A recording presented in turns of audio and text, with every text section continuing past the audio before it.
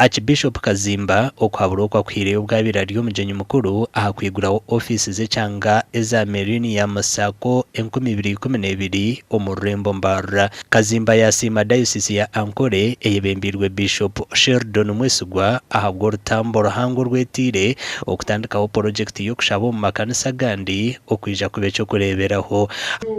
These projects are not just for money.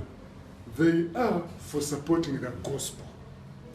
Like we have the lost coin to help us as we look for the lost sheep.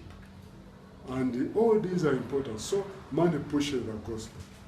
Aakiibishopu nwe atwigurira twagira omukishogwe kandi namushaba twakombayininga sako za Church of Uganda zona tukatandika bank abo kwa esente zibakwetinga kugura banka ni nyinshi. Ari kugambira ha mukorogo Bishop wa Ankole Diocese Right Reverend Associate Professor Fred Sheldon Mwesigwa nagira ngo esente ezemerizeho budget ya diocese obucweka 20 harigana nizirwo projects ezibayitandikireho. Support Ugandan, build Ugandan, grow Ugandan, something like that. Really, it is very helpful because when you belong to the circle, you can get a loan, and when you get a loan, you are charged interest. But at the end of the day, when they are shares, you are going to get, because last year 10,000 shillings a share made 3,592.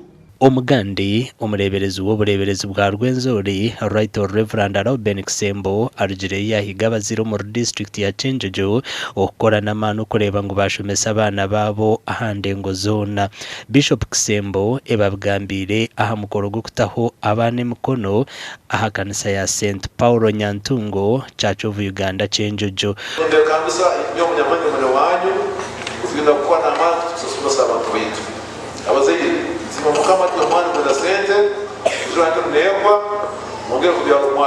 ogwatire habanigana kinana n'omwe mikono konka aha Bishop nuhayihirire okujumerere cy'abana okutwara enda bakiri bato ekirengeserizo mu rutoro. Kambisa abakristo bano abato abahyaka ukuro mungese nungi umukutina ruhanga tugamba kulengaho kulebye nkorakorana tureke kutigara mbunaku cyonka tukole na amani na ruhanga natwonyera.